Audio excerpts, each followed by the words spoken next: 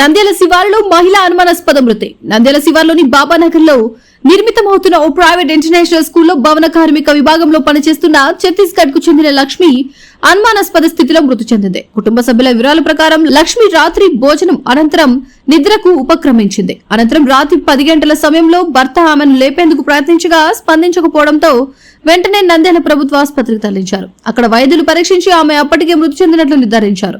మృతురాలికి 2 పిల్లలు ఉన్నారు. ఘటనపై సమాచారం అందుకున్న గోస్పాడు పోలీసులు కేసు నమోదు చేసి మృతికి గల కారణాలపై దర్యాప్తు కొనసాగిస్తున్నారు. పోస్టుమార్టం నివేదిక అనంతరం పూర్తి వివరాలు వెల్లడయ్యే అవకాశం ఉంది.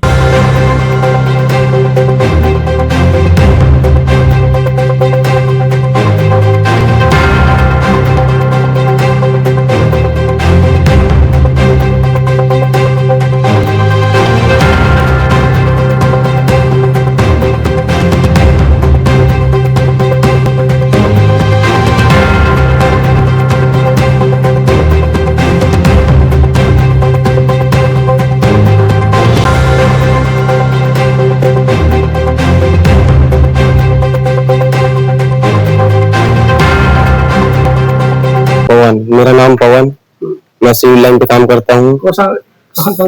स्कूल श्री गुरु राजा इंटरनेशनल स्कूल। क्या हुआ?